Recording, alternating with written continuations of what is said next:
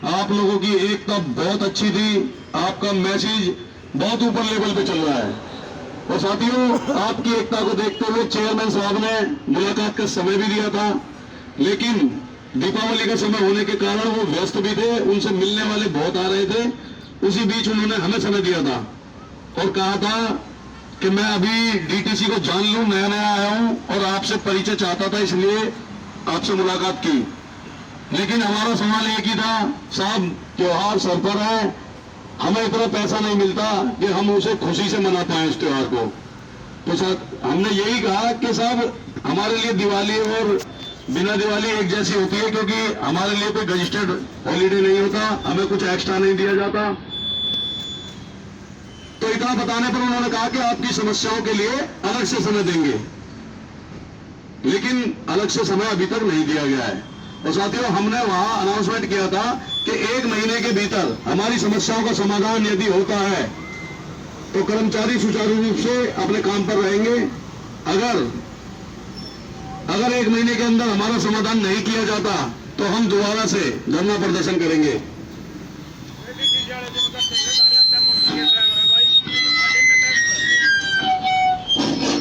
तो उसी कड़ी में आने वाले 13 नवंबर को, जो अभी 13 नवंबर है, 13 नवंबर को धरना प्रदर्शन शांतिप्रिय रूप से होगा, जैसा पहले हुआ था।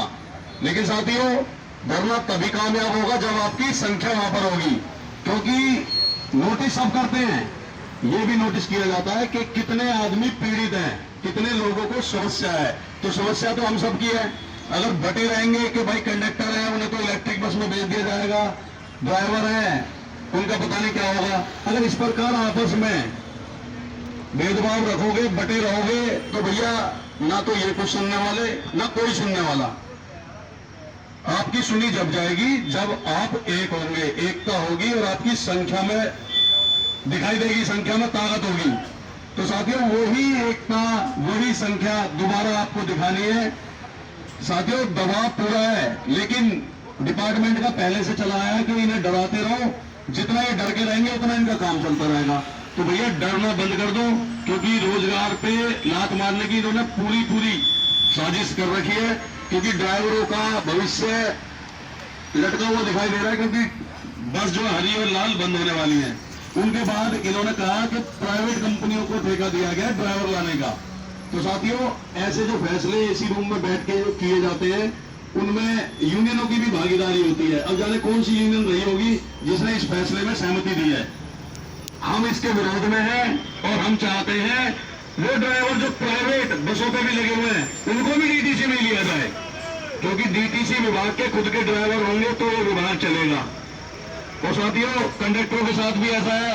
हमने तो समस्याएं रखी थी, क्योंकि जब हमने मुलाकात की थी दीपावली के टाइम भी, तब भी हमने ज्ञापन दिया था अपनी समस्याओं का। 16 तारीख को भी ज्ञापन दिया था। प्रत्येक मंत्री, जो भी संबंधित मंत्री है, इसमें परिवहन मंत्री और मुख्यमंत्री, जो भी मजदूर कल्याण वाले मंत्री है, जो इन सबको दिया था, लेबर कमिश्नर को दिया था, दिल्ली पुलिस कमिश्नर को दिया था, जो भी संबंधित है इससे। तो सबसे यह आश्वासन मिला था कि आपकी मुलाकात कराई जाएगी, आपकी समस्याओं का समाधान होगा। लेकिन समाधान अभी कुछ नहीं हुआ है, ना उस पर कोई बात कर रहा है। तो साथियों, इनको दोबारा रिमाइंड कराने के लिए हमें 13 तारीख को धरना रखना पड़ेगा। चुनावी माहौल है, इस समय कुछ हो गया तो सब कुछ हो सकता है, वरना अगले 5 साल के लिए छुट्टी। फिर अगले 5 साल बाद कहना कि 14 साल तो हमें 2024 में हो गए थे, अब 2029 में हमें 19 साल हो गए हैं। भाई, इससे ज्यादा कुछ बदलाव नहीं होगा। अगर बदलाव चाहते हो तो भाइयों वहां आओ, चुनावी माहौल है। और साथियों, मैं एक बात बताना चाहता हूं, जो भी ट्विटर पे एक्टिव है वो साथी दूसरों को भी ट्विटर पे एक्टिव करें। आपके ट्विटर की ताकत इतनी बड़ी हो गई है कि जो गृह मंत्रालय है हमारा और जो हमारी कैबिनेट है सेंट्रल गवर्नमेंट की, उसके एक मंत्री जी आपसे मिलना चाहते हैं, आपकी बात को रखना चाहते हैं। एक सेंटर के कैबिनेट मिनिस्टर जब आपकी बात रख रहा है तो वो समझो आपकी ट्विटर की ताकत है। अच्छे मंत्री, समाज सेवी आपसे मिलना चाहते हैं, आपकी बात रखना चाहते हैं सरकारों के सामने। तो साथियों, ट्विटर पर सबको एक्टिव करें और सभी साथी एक हो जाएं। यही ताकत आईपी हेडक्वार्टर पर 13 तारीख को बुधवार को देखने को मिलेगी। तो समझो आपका काम अभी 40% हो चुका मानो, क्योंकि आपको सबने नोटिस कर लिया है। और यहाँ पे आप और बढ़त दिखा दोगे तो आपका काम जल्द से जल्द हो जाएगा। साथियों, सरकारों के फैसले बदलने में ज्यादा टाइम नहीं लगता, आपका फैसला बदला जा सकता है। ड्राइवर हमारी कंपनी के जा सकते हैं डीटीसी के पेरोल पर, और वो जो ड्राइवर है उनको भी डीटीसी में लिया जा सकता है, क्योंकि उनका वेतन प्राइवेट कंपनी पता वो नहीं दे पा रही थी, बिजली का बिल वो कंपनी नहीं भर पा रही। और साथियों, जो अनुभव आपने ले रखा है, आपने लाइफ का गोल्डन पीरियड इस विभाग को दिया है, तो उसका कुछ तो हर्जाना मांगोगे या चुपचाप इलेक्ट्रिक बस में जाके आईडी बनवाओगे? तो भाई मैं आप सभी से पूछना चाहता हूं, अगर आप साथ हो तो समर्थन दो, हाथ खड़े करके बता दो कि भाई हम साथ हैं। और आईपी हेडक्वार्टर पर प्रत्येक आदमी आएगा और अपने साथी जितने जानने वाले सबको लेकर आएगा। तो साथियों, आईपी हेडक्वार्टर पर जब भीड़ दिखाई देगी तो समझो अपने आप ही मंत्रियों तक पहुंच गई। साथियों, डरने की किसी को कोई जरूरत नहीं है। आपको कोई धमकी देता है, डराता है, धमकाता है रिपोर्ट बनाने की, तो सुप्रीम कोर्ट के वकील रोहित पांडे जी आपके समर्थन में हैं। और आप समझ सकते हो, वो भी बार के सेक्रेटरी 8 बार के जीते हुए, तो उनके आगे तो जज साहब भी समझते हो ना, नमस्ते करते हैं। तो हमारे विभाग की इतनी औकात नहीं कि वहां फालतू बोले। वो जिसके साथ कोई कार्रवाई होगी हमें बताना, रोहित पांडे जी खुद संज्ञान लेंगे, वो खुद इन्हें लीगल नोटिस भेजेंगे किस बेस पे निकाला गया। आपका संवैधानिक अधिकार है धरना प्रदर्शन करना, हड़ताल करना, ये संविधान में लिखा हुआ है। इस अधिकार से आपको कोई वंचित नहीं कर सकता। अगर कोई वंचित कर रहा है, कोई धमका रहा है, कोई डीएम, कोई आरएम, कोई फोरमैन, कोई डीओ, तो उसके लिए आप हमें सूचित करें, उन पर कार्रवाई पूरी तरीके से होगी। और साथियों, कोर्ट जाने से हर किसी को डर लगता है, एक नोटिस आने पर क्या होगा इनका आपको खुद ही पता होगा। और कहोगे तो एक वीडियो वकील साहब से बनवा कर डलवाएंगे। अगर किसी के साथ ऐसा व्यवहार कोई कर रहा है तो वहां से नोटिस भिजवाया जाएगा, फिर इनको कोर्ट में देखेंगे। कोर्ट का रास्ता साफ है। साथियों, अभी चुनावी माहौल है, कुछ भी हो सकता है, फैसले 1 मिनट में बदल जाते हैं। बस ताकत दिखानी होगी अपनी एकता की। साथियों, हमें यूनियन का मतलब होता है जुड़ना। वो पाइप देखा ना, पाइप में एक यूनियन लगे हो तो लट्टू सा, उसका नाम होता है यूनियन। इस वाले पाइप को उस वाले पाइप से जोड़ना। तो जब आप साथी जुड़े रहेंगे तो हमारी ताकत ऑटोमेटिकली इतनी बन जाएगी। और साथियों, ट्विटर पर अगर कोई हमारा डीटीसी का कोई मैसेज आता है, ट्विटर पर वायरल होता है, तो उस पर लाइक और रिट्वीट करें। वो ऑटोमेटिकली आपको कहीं नहीं जाना, बैठे बैठे ड्यूटी पर, घर पर, नहा रहे हो, खाना खा रहे हो, टिकट बढ़ाने के बाद खाली बैठे हो, रेस्ट कर रहे हो, कहीं पर भी ट्विटर पर लाइक और रिट्वीट करें। वो आवाज अपने आप ऑटोमेटिकली इतनी दूर पहुंच जाती है, ट्विटर को पूरा वर्ल्ड देखता है। साथियों, हमारी आवाज को वैसे कोई सुनने वाला नहीं है। और साथियों, कांग्रेस की तरफ से भी एक वो आया कि वो अभी न्याय यात्रा निकाल रहे हैं। तो हमारी कोशिश है कि राहुल गांधी जी किसी डिपो पर आकर हमारा भी संज्ञान लें और अपने मैनिफेस्टो में रखें। क्योंकि देखो, कांग्रेस से तो इतनी उम्मीद हो सकती है कि वो कहेंगे भाई हम पावर में नहीं है, हम कुछ नहीं कर सकते, लेकिन हम आपके साथ हैं। तो भैया अपने मैनिफेस्टो में डालो कि सबसे पहला काम ये करा जाएगा। पहले भी डाल चुके हैं लोग बाग, अपने केजरीवाल जी बहुत धोखा दे चुके हैं। साथियों, दूसरी बात, अगर आम आदमी पार्टी हमारे समर्थन में आती है तो उनसे कहेंगे आप पावर में हो, हमारे लिए प्रस्ताव पास करो। अगर बीजेपी साथ में आती है तो कहेंगे भाई आईजी आपका है, सेंट्रल में आपकी गवर्नमेंट है, हमारा प्रस्ताव पास करा दो, हम आपके साथ हैं, लेकिन इलेक्शन से पहले।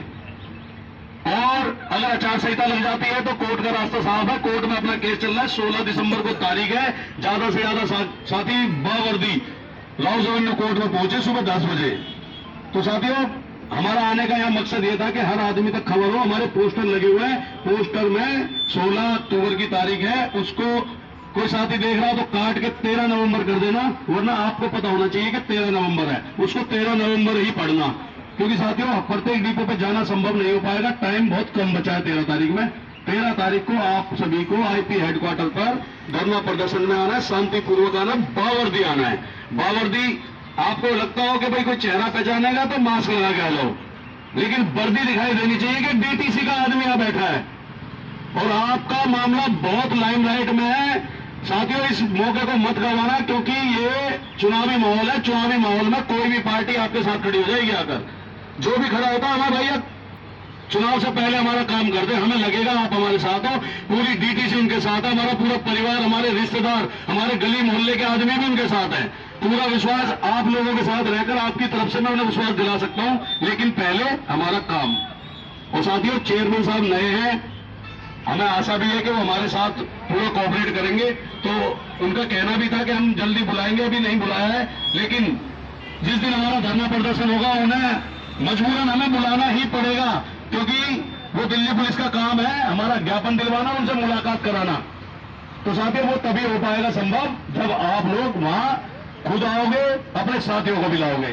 तो साथियों, इसी बात के साथ मैं अपनी बात को खत्म करता हूं, क्योंकि सभी साथी ड्यूटी के लिए लेट हो रहे हैं। तो सभी साथी प्रॉपर तरीके से अपनी ड्यूटी पर जाएं।